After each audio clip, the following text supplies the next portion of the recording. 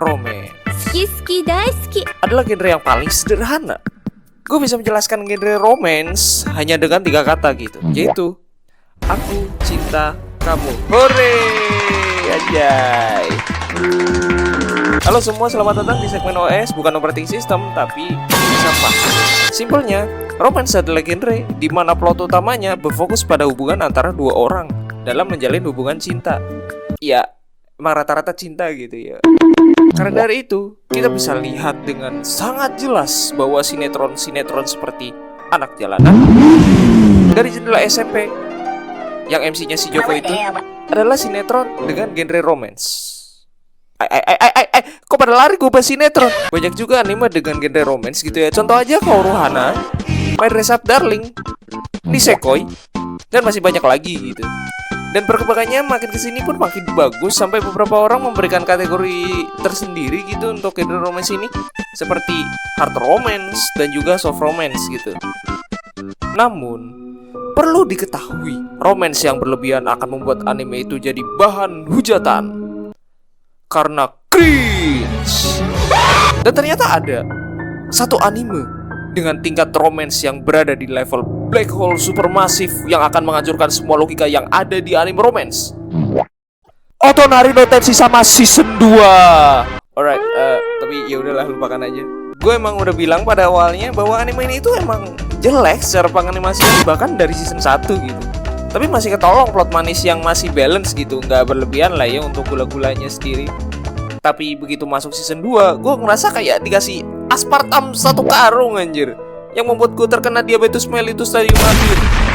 Bro, I'm dying with this. Hell nah. Maksud gue, oke, kalau animasinya gak sebagus itu, lagian ini genre romance bukan action. Emangnya nanti bakal ada Mahiru versus Waguri kan? Gak ada gitu. Jadi seenggaknya bikin plotnya masuk akal dikit gitu. Oke, gue udah ngerangkum beberapa poin terkait masalah yang ada di Otonari no Tenshi sama season 2 ini. Tapi buat disclaimer aja gitu ya, kalau ini tuh opini gue pribadi. Jadi kalau kalian gak setuju ya kasih tahu gue aja pendapat kalian lewat kolom komen di bawah. Yang pertama, tidak realistis dan tidak logis. Setuju nggak setuju, di cerita ini semua masalah akan selesai jika mereka masih bersama. Ini gak masuk akal anjir. Ya iya, lu bersama kalau bersama-sama doang tapi masalahnya kagak diberesin, ya buat apa bersama?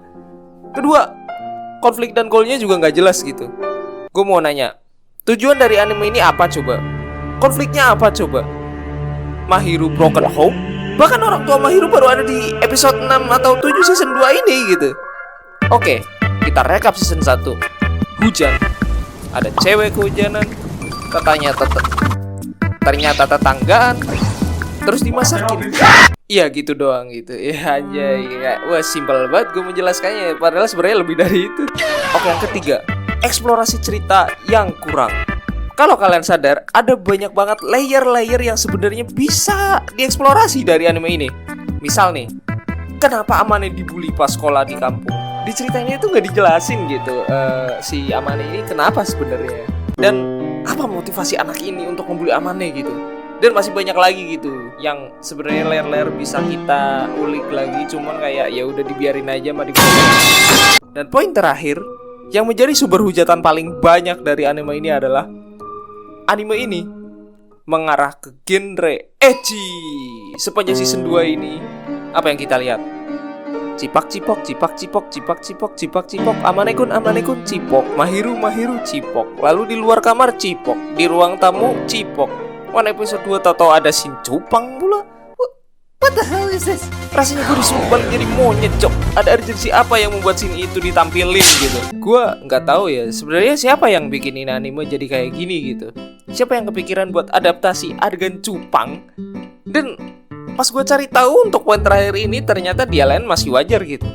Mungkin sesekali ada lah dengan cipok gitu, tapi pas masuk anime ini jadi tiap episode ya, membuat gue makin males nontonnya. Ya udahlah, itu aja terkait ini anime. Sisanya ya bisa kalian lihat sendiri ini anime hancurnya kayak gimana. Ya sebenarnya nggak hancur-hancur amat sih, cuman kayak komplainnya itu banyak anjir. Dan menurut gue di season ini instead Mahiru disebut Angel, lebih bagus disebut Sakibas katanya. Nempel-nempel mulu mentang-mentang udah pacaran. What the fuck?